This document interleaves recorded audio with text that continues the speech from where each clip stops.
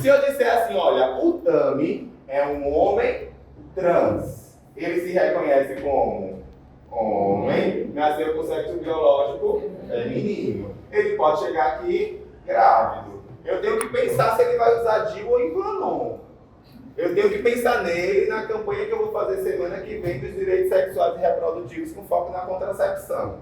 Ele é um homem trans, mas ele também tem sexualidade. Eu vou usar ele como exemplo porque ele é uma pessoa pública. O Tami Miranda é um homem trans que se relaciona com mulheres. Ele é um homem trans heterossexual, porque uma dimensão é o gênero dele.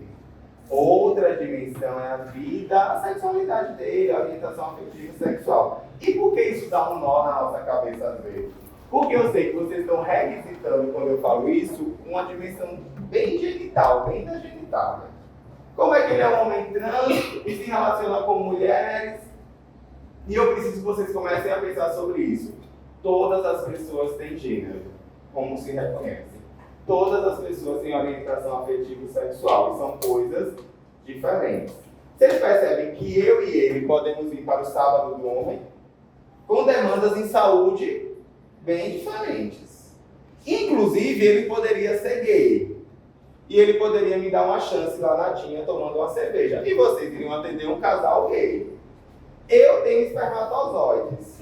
Eu acho que eu tenho, nunca fiz espermograma, mas devo ter. Eu tenho espermatozoides, ele tem óvulo. A gente poderia ter um filho biológico, por exemplo.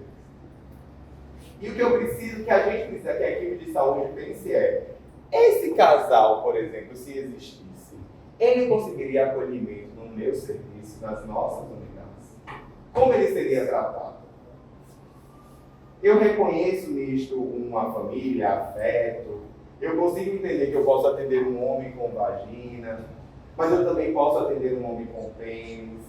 O fato de eu ter pênis e a outra com outro homem, por exemplo, um homem ter vagina, não indica que a prática sexual é um pênis penetrando uma vagina. É isso que eu preciso que a gente comece a entender. E por que existe LGBTfobia nos serviços? Porque a gente não pensa isso. A gente vai cuidar das pessoas e fez o planejamento do serviço pensando apenas nas pessoas cis e heterossexuais. Como estamos daqui de tempo? Faltam 15 minutos. Bora lá então. Pode ir lá, vamos voltar para onde a gente estava. O que é que eu espero desse nosso bloco de conversa aqui? Pode ir. Pode ir. Pode ir. Aqui. Que a gente comece a incorporar essa ideia.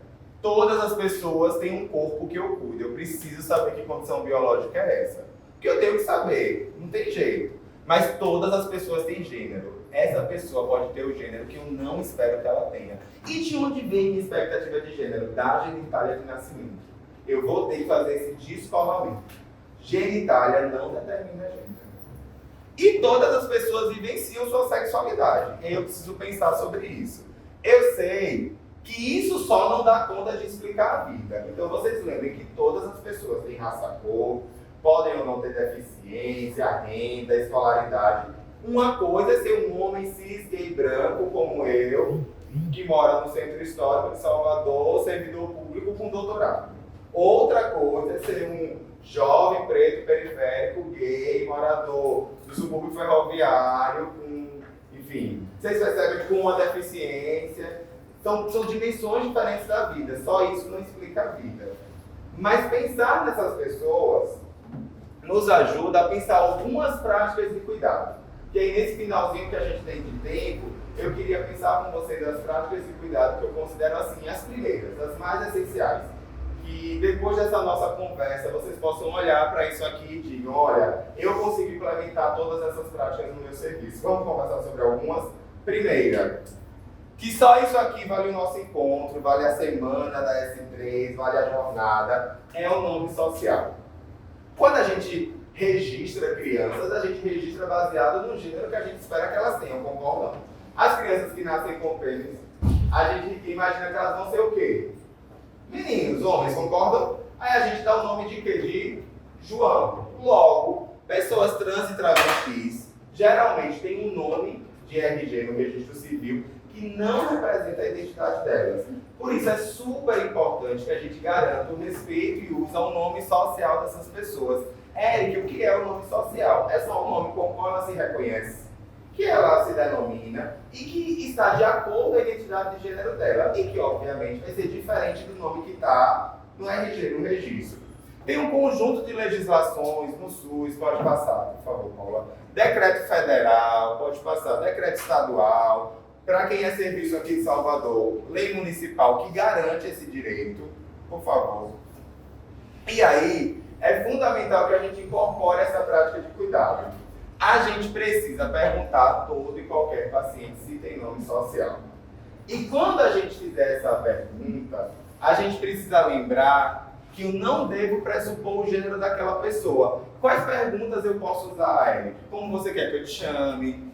Você possui nome social? Qual o seu nome de preferência? Quais são os seus pronomes? Vocês percebem o que eu quero dizer? Porque, vejam, algumas pessoas não, de fato, vão conseguir dizer pra gente em um primeiro plano que tem nome social. Pelo medo, pela insegurança, pelo receio. E lembrar que eu sempre uso o nome social no tratamento, na convocação. Se vocês forem colocar aniversariantes do mês, vocês vão listar as pessoas com seu nome social e nos registros dela, vocês vão colocar os dois nomes.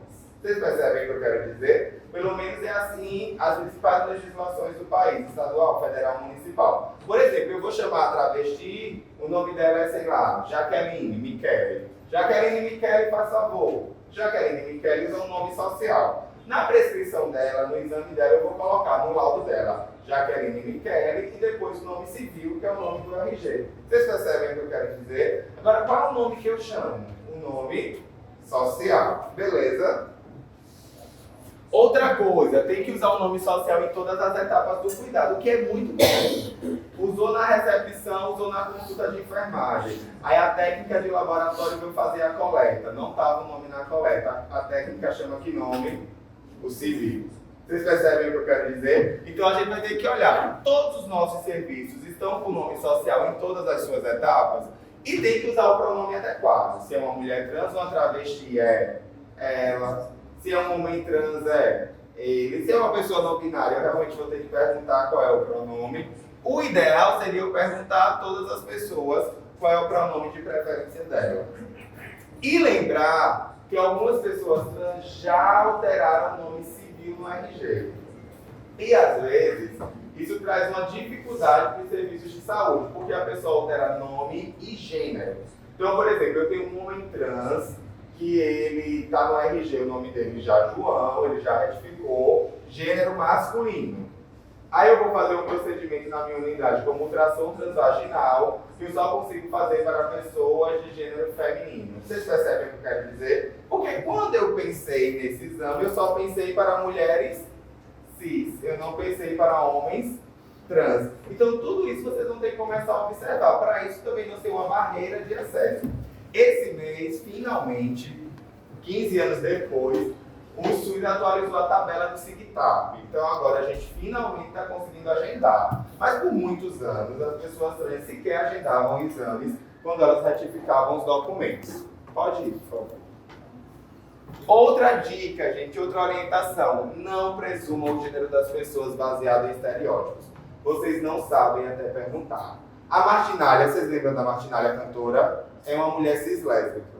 A Fernanda Gentil, apresentadora, é uma mulher cis-lésbica. Elas se parecem?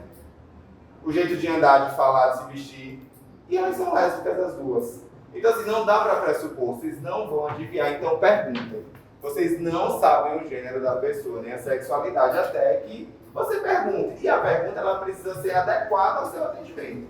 Tem momentos que você vai ter que perguntar, tem momentos que não. Tem alguns atendimentos que é impossível não perguntar, outros talvez você não demande naquele momento, mas pressupor não vai adiantar, porque vocês vão errar. Outra coisa, incluam essas categorias nos prontuários, nas anamneses de vocês, onde já tem, façam um registro. Quantos minutos ainda tem? 2? 5. Façam um registro. O que a gente espera é paciente, 14 anos, homem cis, gay, pardo, chegou até a unidade referindo dor lombar. Vocês percebem o que eu quero dizer? Porque eu estou incorporando essas ideias. Eu estou dizendo, olha, eu reconheço que algumas pessoas são cis, outras pessoas são trans. Eu reconheço que algumas pessoas são gays, outras pessoas são heterossexuais. E isso é importante para o cuidado em saúde.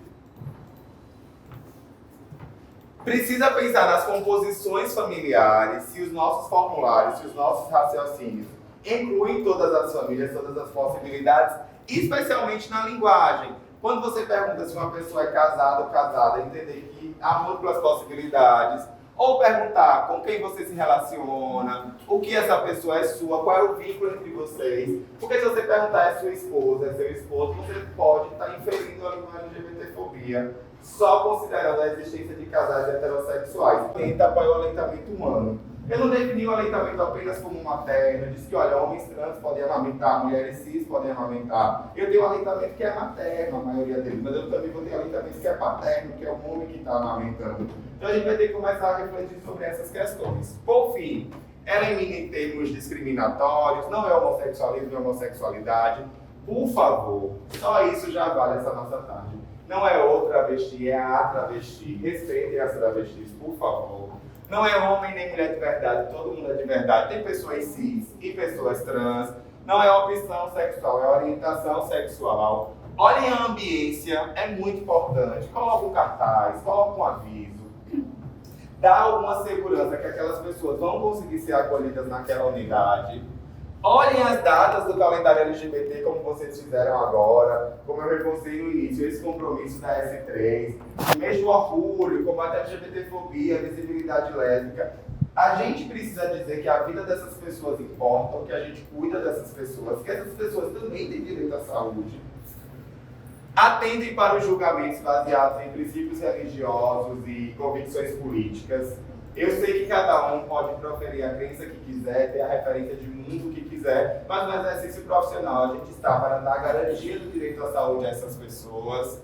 Conheçam a rede de onde vocês estiverem, para onde é que eu caminho, onde é o ambulatório especializado, onde é o Centro de Proteção aos Direitos Humanos, qual é a legislação da minha cidade. E, por fim, escutem essas pessoas, tragam elas para o diálogo. A gente tem associação de parada nos bairros, a gente tem Instagram hoje com vários produtores de conteúdo, a gente tem movimento social. Essas pessoas têm muito o que dizer sobre seus cuidados, sobre suas atenções. A gente está em um território que existe, esse território precisa ser ouvido, essas pessoas precisam construir junto com a gente. Eu espero que essa nossa conversa tenha feito algum sentido.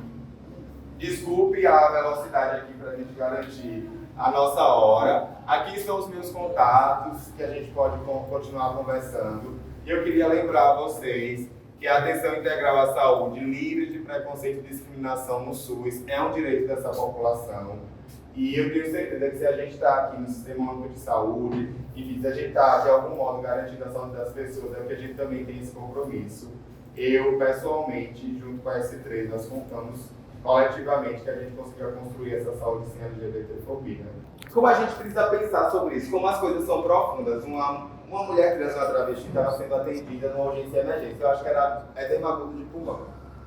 E precisaram tirar a roupa dela para fazer uma sondagem. E ela, quase inconsciente ali, ela começou a segurar muito a calça. E segurava, e segurava, e segurava. E a equipe sem entender. Quando a equipe tirou a calça, percebeu que aquela mulher era uma mulher trans que tinha um pênis. E até então a equipe não tinha percebido. Ela tinha uma alta passabilidade, ou seja, as pessoas olhando para ela imaginavam que ela era uma mulher cis. E aí, depois que tirou, que soltaram a mão dela, ela começou a fazer taquicardia, começou a entrar em outro quadro. E o que eu quero dizer para vocês? Olha o medo que ela estava, que aquela equipe descobrisse que ela era uma mulher trans. E por quê? E eu sei que vocês sabem por quê. Porque ela vai virar um comentário do plantão. Tem um outro profissional que vai olhar para ela e dizer, nossa, que aberração, como pode? Ela pode virar um motivo da chacota do colega e dizer, pronto, eu tenho uma namorada. Se usar no feminino, namorada. Eu estou mentindo? Não. Então, e por que eu usei esse minutinho final para falar isso? Porque eu preciso que, além desse lugar técnico, da gente conseguir definir orientação sexual e identidade de gênero, a gente faça um movimento afetivo mesmo, tipo de reflexão. Como é que eu enxergo essas pessoas? Como é que eu vejo um casal gay?